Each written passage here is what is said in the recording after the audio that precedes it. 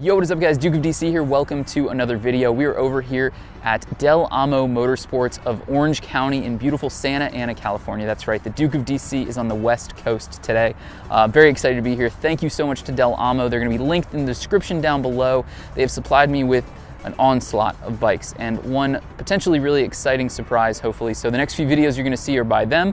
As always, this video is brought to you by Rollick. Rollick is a company connecting consumers like you and me to a network of certified dealers like Del Amo Motorsports to provide the most transparent buying experience when it comes to ATVs, side-by-sides, RVs, and of course motorcycles like this beautiful 2020 Honda NC750X. This is one of my favorite bikes from Honda. And I know some people are going to be thinking, Duke, why in the world would a mid-range $8,100 749cc parallel twin producing 55 horsepower, 44 pound-feet of torque, and just being kind of an ergonomic everyday man's bike, why would this be your favorite from Honda? Well, it's got a lot of great features to it. For starters, I am a huge fan of commuting on a motorcycle to work. This 3.7 gallon gas tank at 59 miles per gallon is going to get you to and from work in style. It's going to get you to and from work with a lot of flexibility. It's economical, it's ecological in a sense, and it's a fantastic bike. The other huge feature that I adore about this motorcycle is the 21-liter storage compartment sitting traditionally where the gas tank would be. I think this is amazing. You can put a full-face helmet in here. You can put groceries in here. If you commute to work, you can put your laptop in here, all sorts of different things. It locks with the key on the front here. It also means that the gas tank, that 3.7 gallon gas tank, sits a lot lower in the frame, so that lowers the center of gravity here, which is a fantastic feature on a bike like this, which sits a little bit taller as it's got a more upright riding position, closer to like a Kawasaki Versys. You've got Nissan brakes front and rear. You have non-adjustable suspension in the front. You have adjustable preload in the rear. So again, that $8,100 price tag is going to come through some of those more I'm going to say less expensive options that you're not going to see on this motorcycle that you'll get on things like the CBR 1000 RRSP.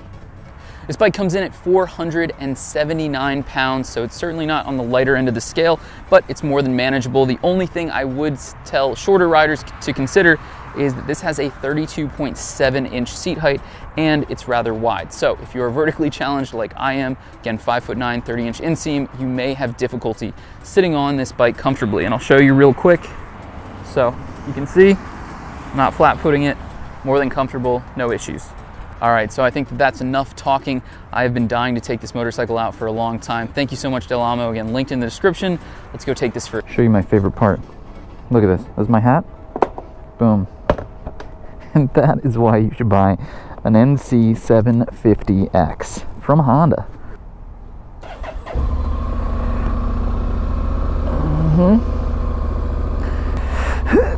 Oh, I'm getting old. I am getting old, kids. Okay, drive. D. Let's just go that way. This is a cool one. It is so freaky to ride these bikes, but I love them.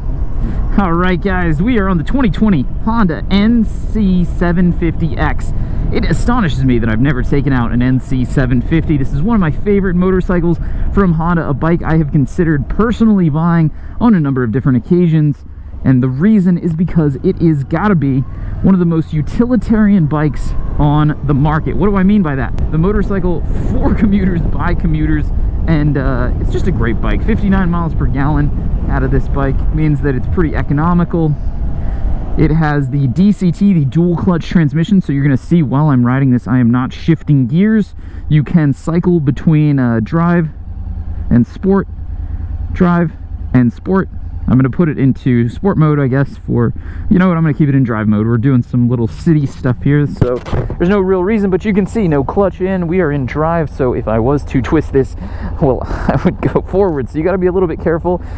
You can manually shift it with the plus and minus here. I'll show you that in just a second. All right, so as you can see, I am manipulating the gears. We are going down to fourth, down to third, up to fourth, up to fifth. But I'll be completely honest, when I'm riding a DCT motorcycle, I don't really like to fuddle around with the paddle shifters. I think that these bikes do a damn good job on their own shifting through the gears. I love a good 6-speed manual transmission. That is my personal preference. However, I think that Honda has done a phenomenal job with this bike with the DCT. Their system is in a few other motorcycles. You've seen me use it on the Honda Goldwing and the Honda Africa Twin, two bikes that I also like very much. They're comfortable, they serve some unique purposes, and I think they're wunderbar. Wow, the brakes need to be bedded in. You have adjustable traction control on this bike. You can see the button here on the top left. You can change how intrusive that traction control is. That's a pretty nifty feature on a bike like this that comes in at a relatively low cost. This is not a $15,000 motorcycle. This thing comes in well under 10 grand. That's right. And this 21-liter full-face helmet storage unit here, I mean, I'm smitten over this. I don't even know where to get started about that. That's a beautiful M4. I love that that gray. Someday, maybe I'll buy one of those. All right, what else can we say about this bike? What are people going to be super interested in? How does it feel? It feels really good. Non-adjustable suspension in the front. It's moderately stiff. It gives you a bit of a sporty feel. It's certainly not as plush as something like a cruiser bike like the Kawasaki Vulcan S. And I only use that as an example because it's a motorcycle that I've ridden today that I can directly compare this one to. But at the end of the day, I wish that there was more adjustability. I think that it's a little too stiff for what it is. It's definitely not supposed to be a sports bike, but it has this sports bike feel to it, and it makes it a little confusing. You know, you look at this and you think, okay, well, what are you? Because you're not a naked, you're not a standard, you're kind of a sport touring bike of sorts, but you don't really have the teeth to go the long distances. So, what are you? Who are you? I do think that that's kind of one of the craziest things. The no clutch means that you can't really rev the engine. You can throw it in neutral with the button and of course rev it. But if you're just sitting at a light and you're in drive, you just have to be mindful of it. It's very similar to having a recluse clutch on like a dirt bike. I learned a valuable lesson once with that clutch. Otherwise, it's incredibly balanced, it's very nimble, it's flickable, it's an easy motorcycle to ride, it's got a relatively high seat height, but I'm not having any issues maneuvering it at low speeds or walking it around. I can flat foot it pretty easily with the peacock stance, and I can get both feet down, balls of my feet just fine. I'm wearing Blundstones, I've got a bit of a heel. I don't know, those are things that people kind of worry about, right? It's got good gas mileage, it's a Honda, it's going to be mega reliable for you. I think this is an easy, safe choice. I don't know how exciting this bike is going to be though. And excitement is kind of the whole deal here, right? I ride motorcycles because they're exciting.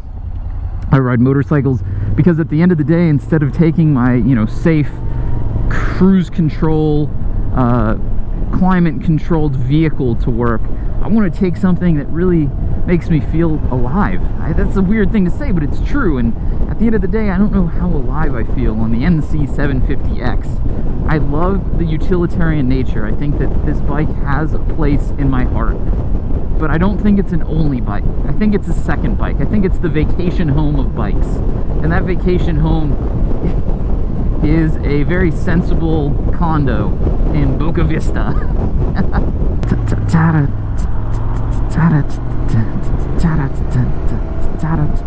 Alright guys, so as we wrap up this video, we're heading back to Del Amo. I want another huge shout out to Del Amo Motorsports of Orange County. They've been so fantastic. Link in the description down below. They hooked me up with this beautiful 2020 Honda NC750X. Again, the utilitarian, pragmatic dream bike, if you will, but missing a little bit of excitement. Still a really fantastic motorcycle from Honda, and a great bike if you're looking into one of these. If you're not from the Southern California area and you're looking for one, go to that first link in the description for GoRollick.com and see if you can't find yourself a good deal. As always, hit that like button, subscribe if you are new, and comment down below. I read all the comments, and I try and answer as many as I can too. So, it should give you some incentive. As always, I will see you guys on the next one. Peace!